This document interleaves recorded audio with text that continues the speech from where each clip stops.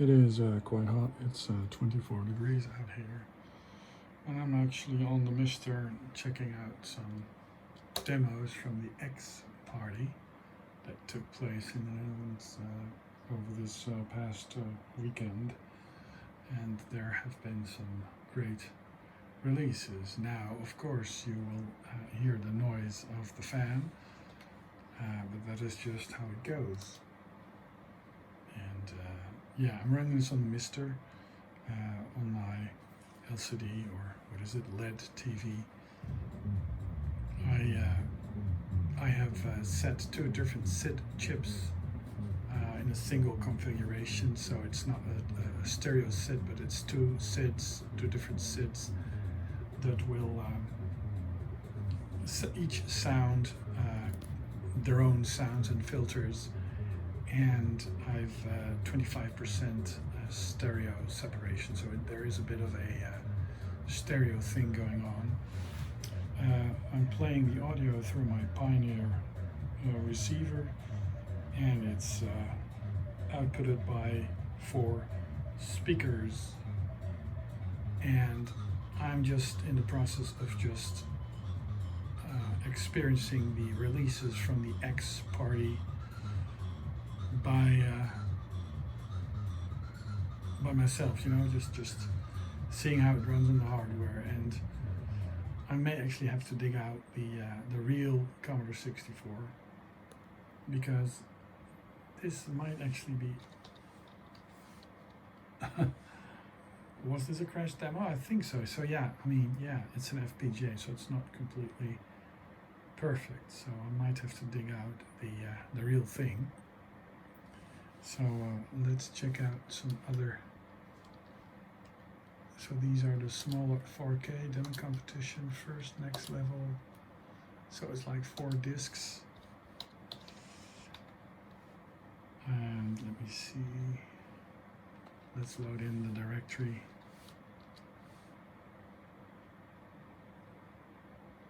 So this was number 1, I guess. Good thing is that they actually were broadcasting a lot of this on the internet, or uploading videos of it on the internet. By not using a Commodore 64 keyboard, you just okay, so it's probably best to load it with gamma 8, gamma 1.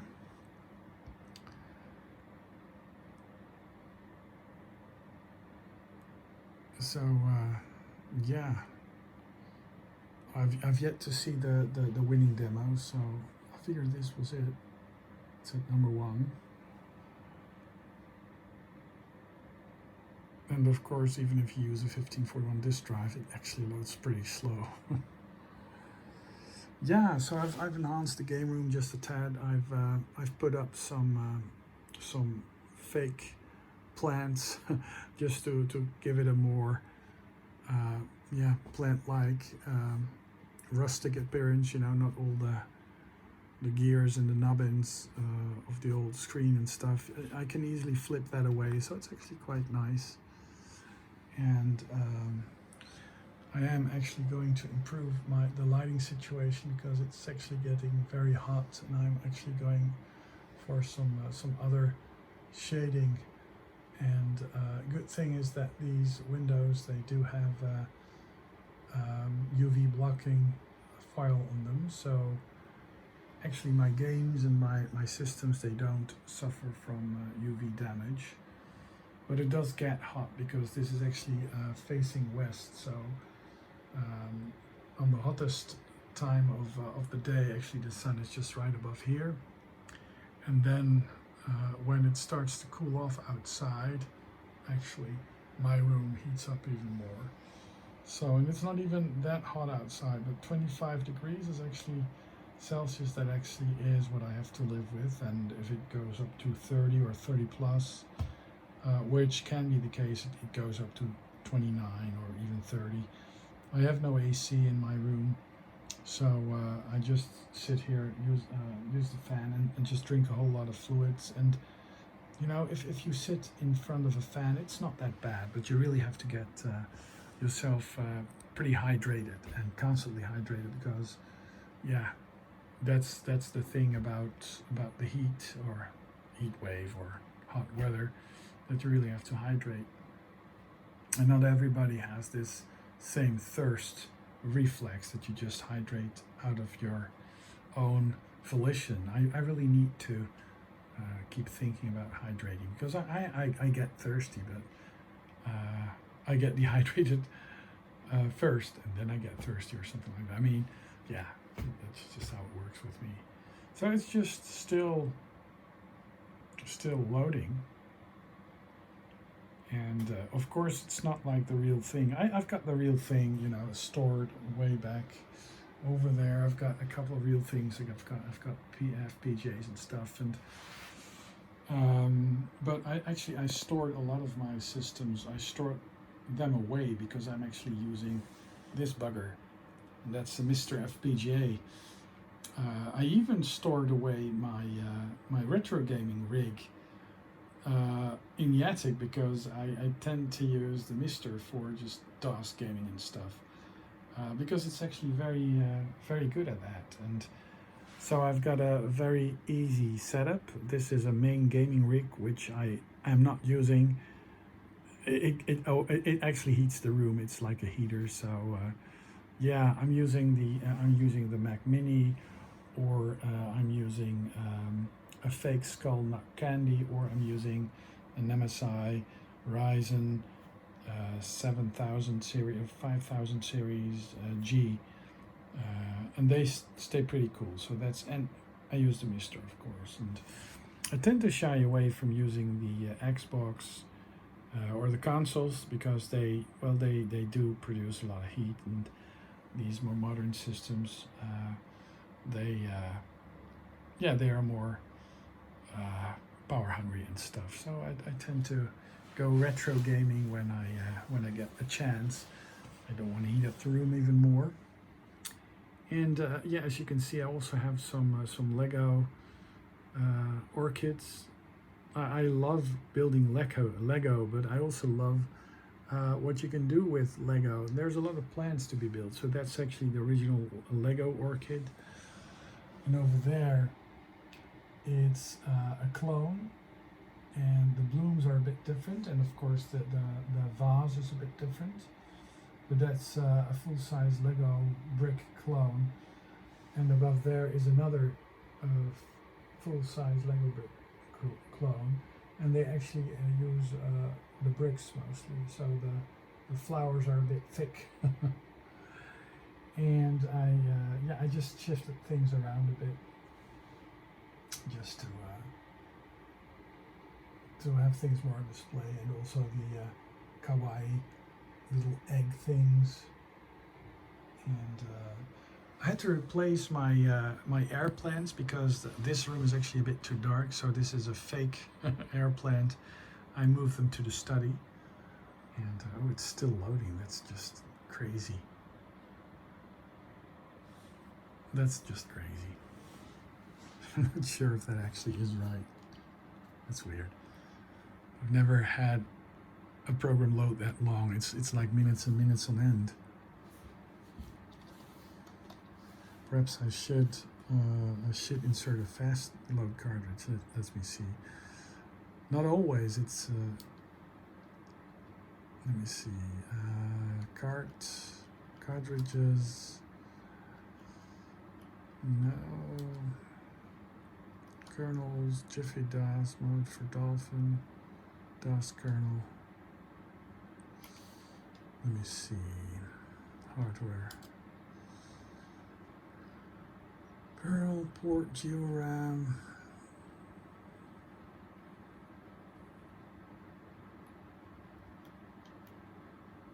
System ROM. Standard.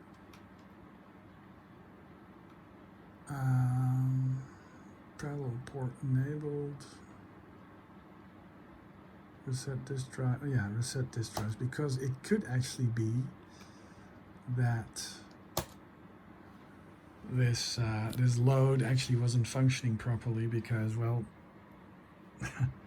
yeah, the demo crashed. Oh gosh, the demo crashed, or I stopped it or something like that, and then yeah, the drive probably was in some sort of unreachable mode because now it loads actually instantly. Let's see how this demo is, and I'll continue to ramble. Oh wow, that's cool.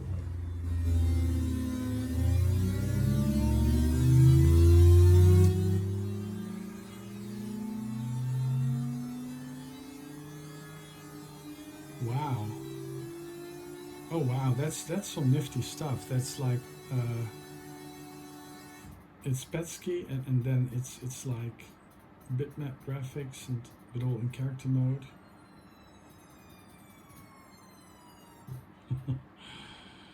Oh wow, size matters. Cool. Next level.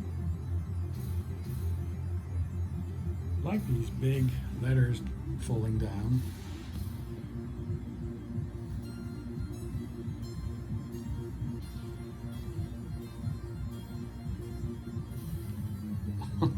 I love the way that, oh, look, the little balloon. Everybody learned to program that from the programmer's reference guide. Wow, that is actually some pretty decent, yeah, graphics. It's almost like a photo. That's nice. The Mario.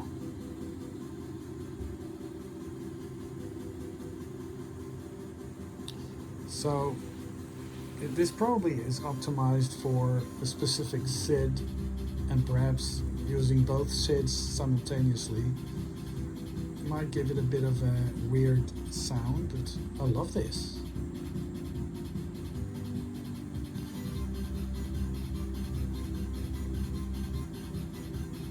So it almost looks like a game.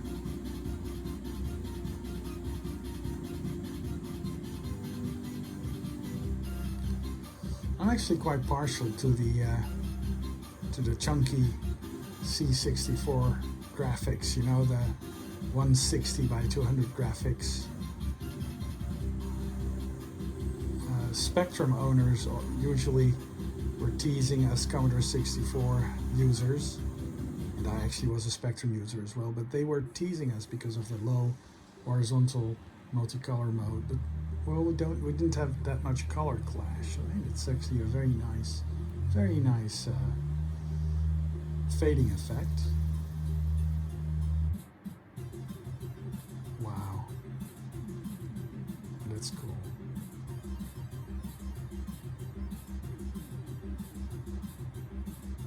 Very nice and fast, smooth scrolling. It's almost like moving across a map. Atlantis. Well, it's actually a map. Yeah. There are some hints towards Nintendo and console gaming. I love that.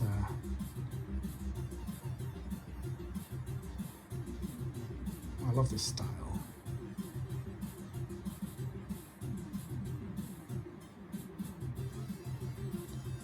I always find it just so utterly amazing that people are able to squeeze this out of a system, and you really have to do a lot of optimization, you know, memory management also, because you know, just you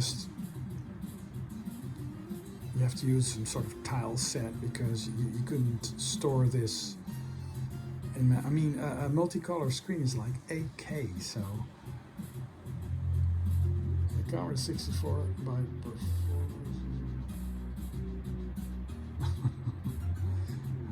These transparency effects are just amazing. One of the other demos actually used it was shades or colors or something. Perhaps it's on here as well. They actually used. Oh wow! Look at that. They actually used PlayStation like dithering. Yeah, this is cool. Just the classic games are just being credited here. Lovely transparency effects. Oh wow, this is next level. Oh, the bloody hell. Oh wow. This, I mean, the lower border is open, and we're seeing probably text-based graphics, but then there's some other stuff on top of that, and then these big orb things are just moving about. I'm really not sure what is being used here to create all this. It makes my brain ache.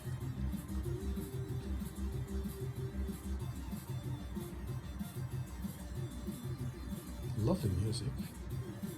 I also like the font from the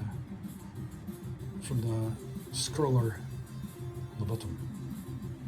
It's like that 80s reflection desert type style thing that is being used here.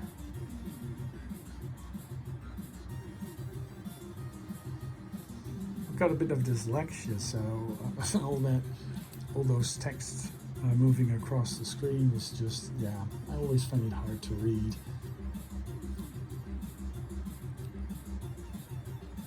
Abuse the toy from our favorite toy from our childhood, yeah. Isn't it just utterly crazy that a lot of us are still into the C64 after all these years? And even a lot of people, they left the demo scene, they came back.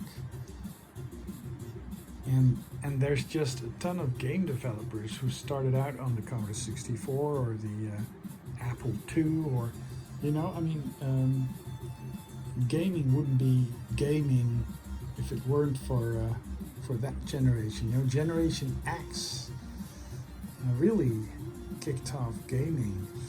And back in the day, when we were enjoying these games, I always thought that, I mean, we knew that kids were actually better at, you know, doing stuff with computers than adults, but for some reason I always thought that it was the adults who programmed the elaborate games.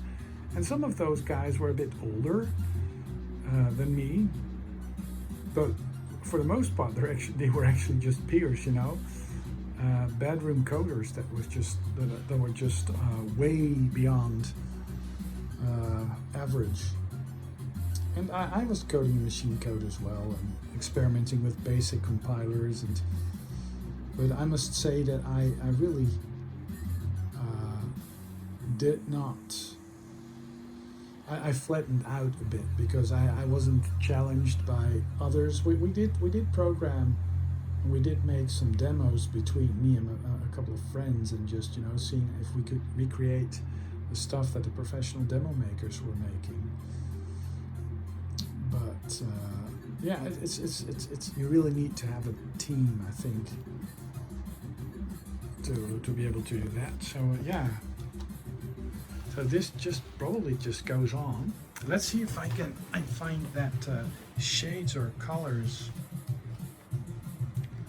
demo, because that's actually very cool. Let me see.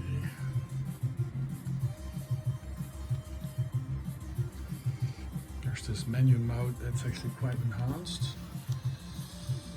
I just want to reset the system. Reset. And then just see if event 0. Deep space with Petsky staying alive. Two-Bro Curl spray paint. Oh, X-Copy the intro. That's actually quite cool. That's a demo that sort of fakes the Amiga X-Copy copy program in a demo form. It's actually quite cool. Tears in Rooms, Wonderland, No Bounds, oh, Hues, yeah. Hues by Fairlight. That is just, yeah, that's my personal favorite, I guess. Let's see.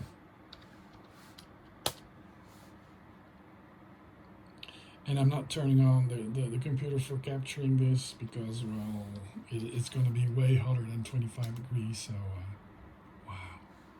Okay, so the drive is not locked up or anything, so just load in the program with the address. Often these more modern demos, that's actually that actually is almost like the logo from Melbourne Software or something. Melbourne House.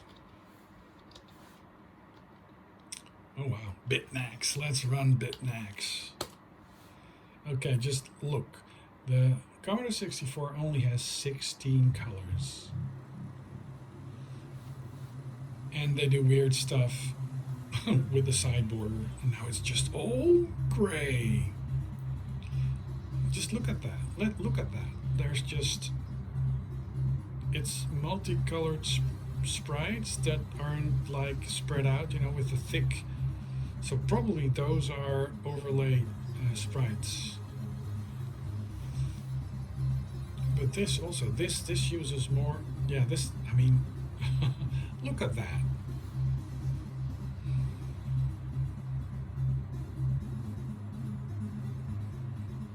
I mean, this feels like more than 16 shades, 16 colors.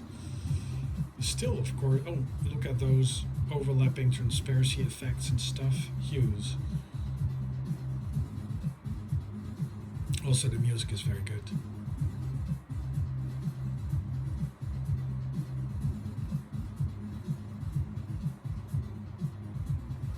They use the entire screen, the entire border. It's just crazy. Each year they, oh, look at that. That is just, and I'm not sure if it comes across properly, but I think it should work. Yeah, I think it should work with phone camera and stuff. But look at that. Those dithering patterns, they are very similar to what you find on the PlayStation. And what they're using is like a 320 by 200 bitmap mode, or seemingly, and then use all these different colors. Perhaps they use 4 colors in an 8x8 square. Not sure, but they...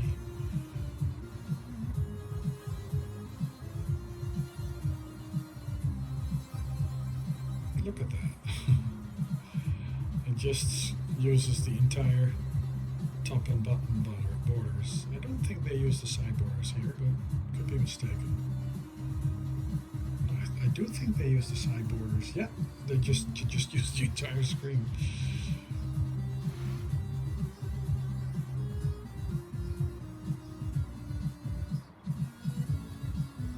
That's really weird because this demo actually makes the pastel colors of the Commodore 64, you know, the Miami Vice pastel colors, a little less Miami Vice pastel colorish.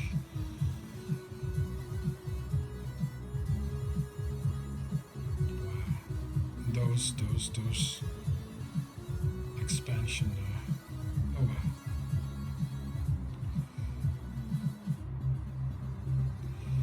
So this probably is partially text-based or something. It's just super fast. Yeah. Lower bottom border. Yeah, those patterns are very PlayStation-like. Copper bars.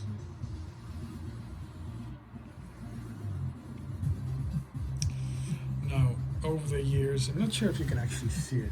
It's actually, yeah, with the light, the ambient light coming in and the reflection.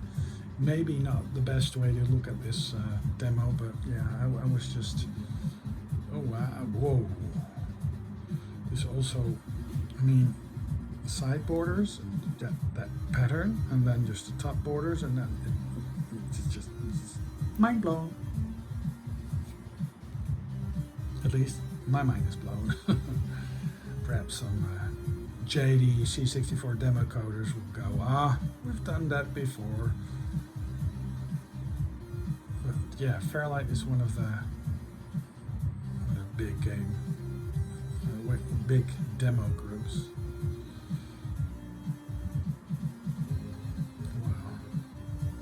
Cruise design, Genesis, sensor, design, crest, Artline Wrath, yeah, Arise, Lethargy, Fence, Arsenic, yeah, just all the big names are greeted.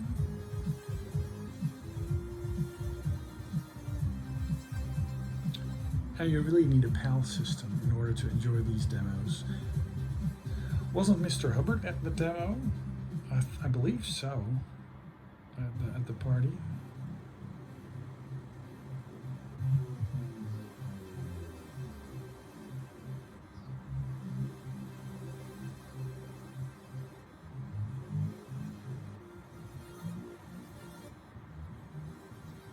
Fahrenheit. Yeah. That is one solid demo.